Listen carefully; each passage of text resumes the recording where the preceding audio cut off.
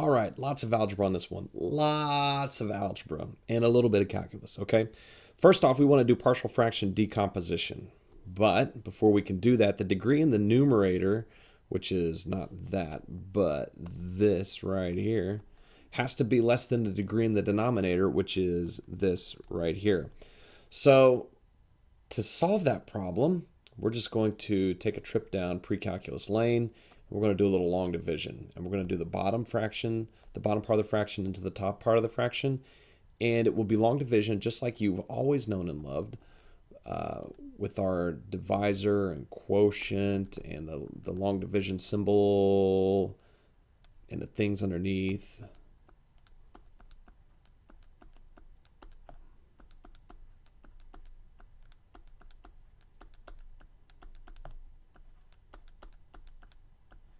And I'm going to go ahead and fill in all of these. I don't know if we'll use them all or not.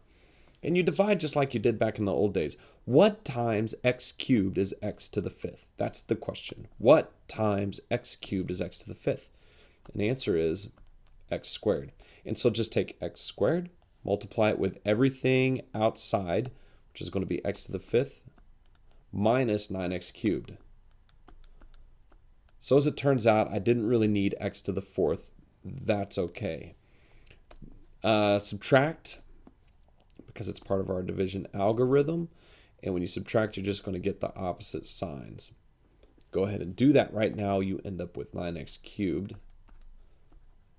And I could say bring down the x squared, the 0x squared, but we don't really know what we're going to need.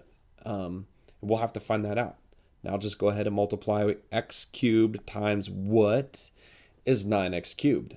And the answer to that is 9. 9 times x cubed is 9x cubed. So here we go, 9x cubed.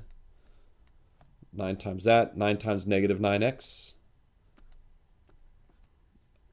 minus 81x. And just like on the previous part of that, we're going to subtract the whole thing, which means we change all the signs. And that will give us 81x for a remainder. All right, when you get that remainder, remember the remainder goes over the guy in front of the fraction, or in front of the division symbol. Okay, that's where your remainder goes. What are we really integrating then? Well, down here, remember, we're going to multiply both sides by dx because this is a differential equation. And this x to the fifth over x cubed minus 9x, I'm just going to rewrite that based off of what we've discovered here.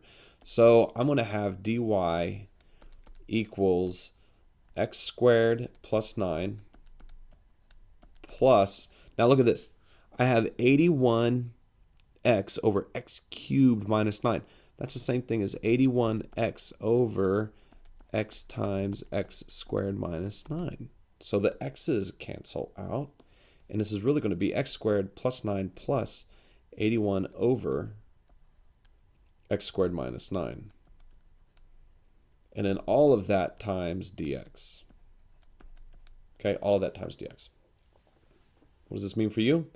It means that when we integrate this, which is the next step, the left-hand side integrates to y. That's what we want.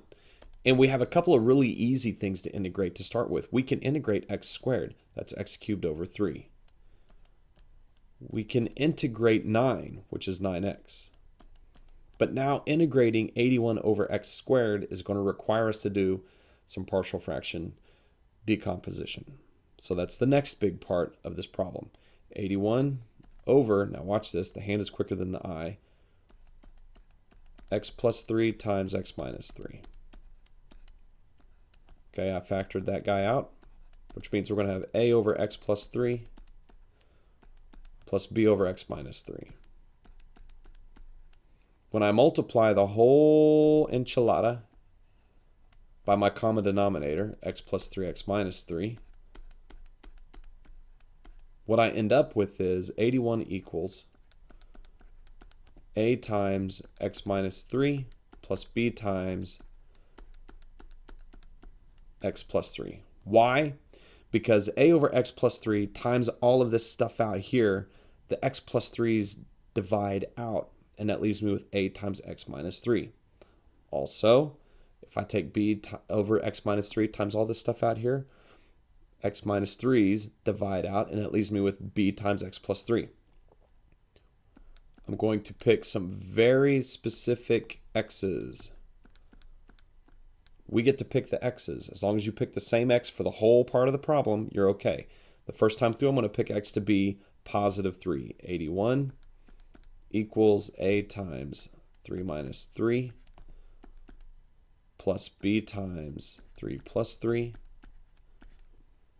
So this is going to be 81 equals 6b, or b equals 27 over 2.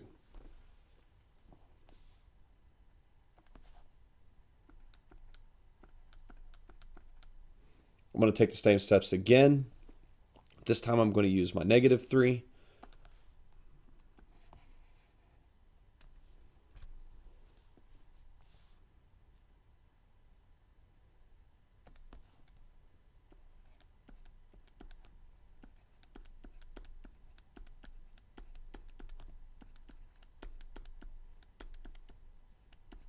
And this time, notice that b cancels out, and I get 81 equals negative 6a. And if I go ahead and work that one out, it's going to be negative 27 over 2. That is this guy. All right. Now for the integration part. So I'm going to erase all this, so I've still got some space to work here.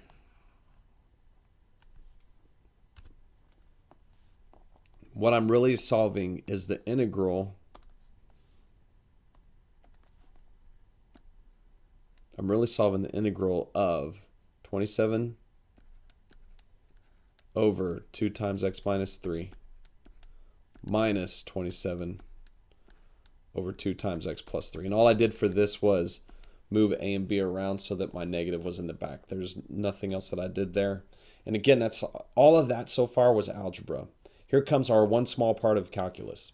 Integrate this bad boy right here. And he actually doesn't integrate too horribly badly. Okay, 27 over 2. Anytime you integrate a constant, it stays the constant. That leaves me integrating 1 over x minus 3. That's the natural log of x minus 3 minus 27 over 2 times the natural log of x plus 3. Okay? And again, when I pull the 27 over 2 out, I'm left with 1 over x plus 3.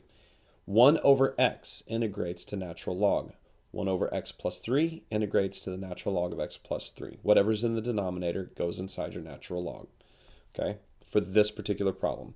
Notice I've got 27 over 2 in both places here. So I'm going to rewrite this real quick as natural log of x minus 3 minus natural log of x plus 3. And with the rules of logarithms, if I subtract the logarithms, that's the same thing as dividing whatever's inside the logarithms. So this actually turns out to be pretty clean. Natural log of the top minus the bottom. Okay, and so this integral simplifies all the way down to that guy. That's not too bad if we're honest. So over here I'm going to end up with plus 27 over, let's not use that color pink, let's use that color pink, plus 27 over 2 times the natural log of x minus 3 over x plus 3 plus our constant, because we were not given a constant for this particular problem. And if we were a little bit, and I didn't do this on the one in front of it, but if we were like really good math people, and I should be a really good math people, we're going to say that these are absolute values, because we don't want to get a negative number inside a natural log. You can't do that. You'll end up with an undefined answer. And we want to work with numbers that we can define. So let's go ahead and throw these absolute value bars up and just remind ourselves that, hey, when we're dealing with these natural logs, we are going to deal with some sort of positive number.